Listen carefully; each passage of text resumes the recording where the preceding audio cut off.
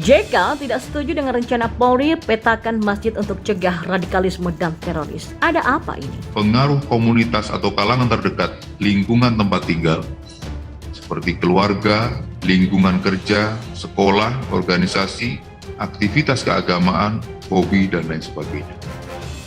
Kemarin kita juga sepakat dalam diskusi mapping masjid, Pak. Mohon maaf. Di masjid ini juga sekarang warnanya juga macam-macam. Tidak ada radikalisme yang pernah mengacau negara itu lewat masjid.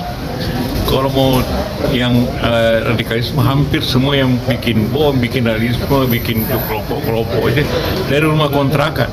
Jadi kalau memang begitu masalahnya, ya periksa semua rumah kontrakan, karena di situ yang bikin bom, di situ makanya di situ yang dibayar di rumah. Tidak pernah ada dibayar di masjid. Kalau memang ada yang bicara di masjid ingin berontak ke negara, silakan tangkap. Tapi tidak secara umum. Meskipun dalam kenyataannya banyak orang menyalahgunakan masjid untuk kegiatan yang bersifat terorisme dan ekstremisme, ini yang harus dipetakan. Jadi saya agak bingung kalau Ketua Dewan Masjid Indonesia Yusuf Kalla menolak. Seharusnya sebagai seorang tokoh negara, tokoh bangsa, Yusuf Kalla harusnya mendukung langkah polisi.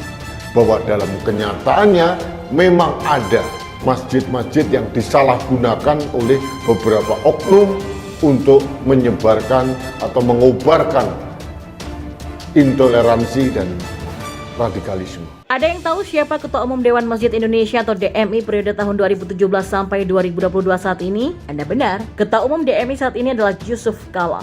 Dan salah satu anggota Majelis Pakar DMI adalah Anies Baswedan.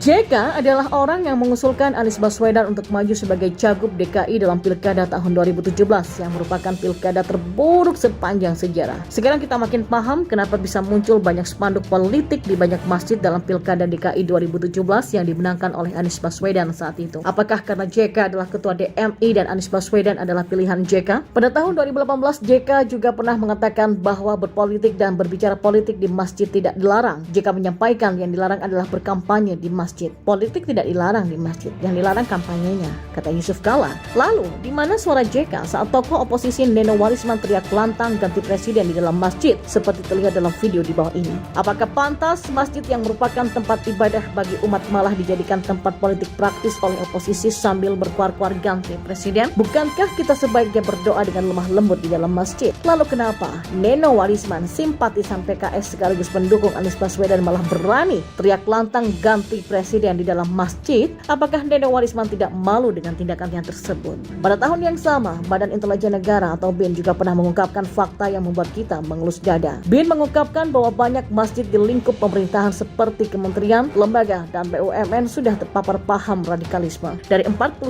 masjid yang terindikasi telah terpapar radikal, tersisa 17 lagi yang kondisinya masuk kategori parah. Pada saat itu, BIN dan BNPT menggandeng organisasi masyarakat Islam seperti Muhammadiyah dan Nahdlatul Ulama agar aktif berdakwah di lingkungan masjid pemerintahan. Hasilnya, masjid-masjid yang sebelumnya termasuk kategori radikal sudah mulai melunak. Sekarang sudah menurun 60% masjid yang radikal. Tadinya radikal, sekarang tidak terlalu. Hanya perlu intensif komunikasi dengan takmir masjid. Takutnya akan kembali lagi, kata juru bicara BIN Wawan Hadi Purwanto. Sungguh mengerikan, bukan? Masjid di lingkungan pemerintah saja bisa terpapar paham radikalisme. Lalu bagaimana dengan masjid yang di luar lingkungan pemerintahan? Dan beberapa hari yang lalu, Polri bakal memetakan atau mapping masjid se-Indonesia untuk mencegah penyebaran paham radikalisme dan terorisme lewat rumah ibadah. Masjid ini sekarang warnanya macam-macam. Ada yang hijau, ada yang keras, ada yang semi keras, dan sebagainya. Kata Direktur Keamanan Negara atau Kamnek Badan Intelijen dan Keamanan atau BIK Polri, Brigjen Umar Effendi dalam Halakoh Kebangsaan 1 Badan Penanggulangan Ekstremisme dan Terorisme atau BPET MUI. Direktur Pencegahan Badan Nasional Penanggulangan Terorisme atau BNPT Brigjen Ahmad Nur Wahid setuju dengan pemetaan masjid tersebut karena menurutnya masjid harus digunakan untuk ibadah,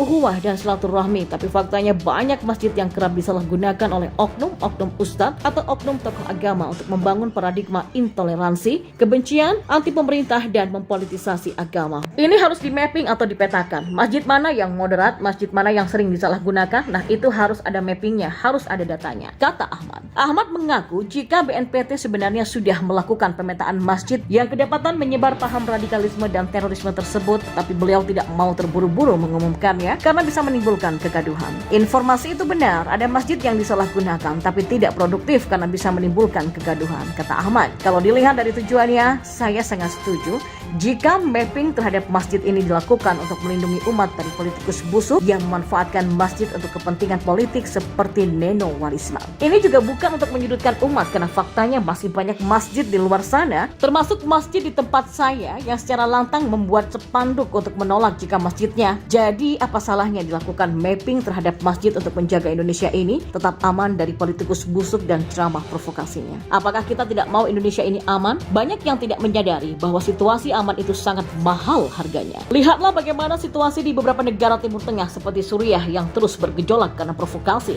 Dan mirisnya salah satu penyebab hancurnya Suriah karena adanya provokasi hashtag ganti presiden. Hashtag itu pernah dipakai di Suriah. Kenapa Suriah kacau? Itu dikarenakan pakai hashtag tersebut, ganti presiden. Dan ganti presiden itulah maknanya macam-macam. Jadi saya kira memang bagus sudah kalau pasangan calon di sebelah mengganti hashtag, kata Karding. Pada tahun 2019 lalu pihak oposisi juga menggunakan hashtag ganti presiden lalu berkuar-kuar di dalam masjid. Nah, apakah semua ini sebuah kebetulan bahwa mereka juga tidak mau Indonesia aman? Dan tadi penulis membaca jika niat baik Polri untuk mapping tempat ibadah tersebut ditolak oleh orang yang pernah berada dalam pemerintahan sendiri, yaitu JK. Ketua Dewan Masjid Indonesia atau DMI Yusuf Kala tidak sepakat dengan rencana Polri yang ingin memintakan masjid dalam upaya mencegah paham radikalisme dan terorisme. JK menegaskan tak ada paham radikalisme yang pernah mengacau negara lewat masjid. Apakah JK yakin dengan ucapannya tidak ada yang pernah mengacau negara lewat masjid? Video nenowarisme tokoh oposisi yang kuar-kuar ganti presiden di dalam masjid yang sudah saya sebutkan tadi itu adalah salah satu faktanya. Lalu bagaimana dengan video tokoh oposisi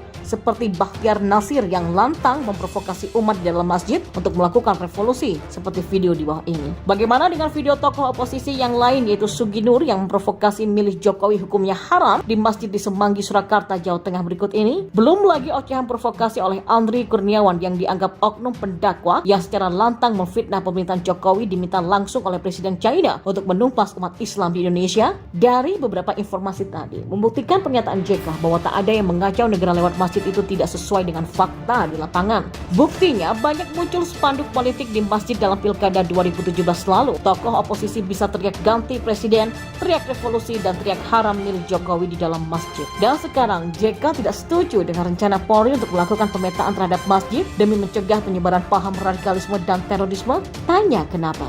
Silahkan rakyat untuk menilainya sendiri. Kemudian muncul berbagai spekulasi dan tanda tanya besar soal Pak JK ini terkait dengan masjid dan paham radikal yang semakin masif subur di negara ini. Memang kewajiban pemerintah untuk memotongnya. Dengan cara apa? Ya, dengan cara menangkal radikalisme dengan cara radikal. Tulisan serius ini saya awali dengan mengutip peringatan para ulama Islam yang ditegaskan kembali oleh Presiden keempat NKRI mendiang Kiai Haji Abdurrahman Wahid dalam buku Ilusi Negara Islam, Ekspansi Gerakan Islam Transnasional di Indonesia pada tahun 2009. Tapi sebelumnya saya perlu ingatkan dua hal. Yang pertama, buku itu sudah dilarang dan ditarik dari peredaran tidak lama setelah terbit. Maka dengan cepat buku itu beredar di internet sebelum versi dunia maya buku itu pun dilarang. Karena tidak sempat dapat bukunya, saya dikirimi lewat surel. Yang kedua, prolog dari buku itu ditulis oleh Profesor Dr. Buya Ahmad Syafi'i Ma'arif dan epilog oleh Kiai Haji Mustafa Bisri. Gus Dur sendiri adalah editornya. Dalam kata pengantar selaku editor itulah Gus Dur mengutip kembali peringatan para ulama. Al-haq bila nizamin qad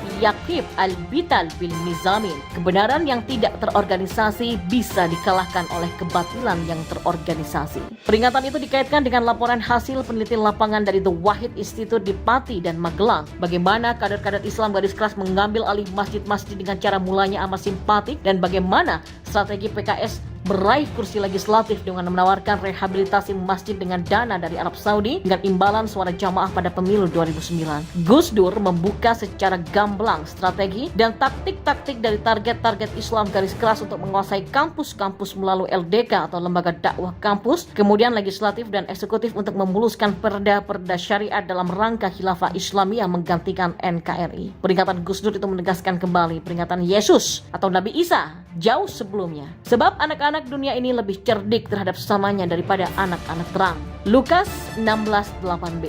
Kedua peringatan yang intinya sama itu menyadarkan kita betapa lihai dan liciknya anak-anak dunia dalam mengorganisasikan kebatilan untuk meruntuhkan kebenaran, sekaligus menantang kita untuk menangkal kebatilan dalam gerakan radikalisme dengan cara-cara yang lebih cerdas lagi. Kita dapat memetakan dengan jelas siapa yang dimaksudkan Yesus dengan anak-anak terang diperlawankan dengan anak-anak dunia.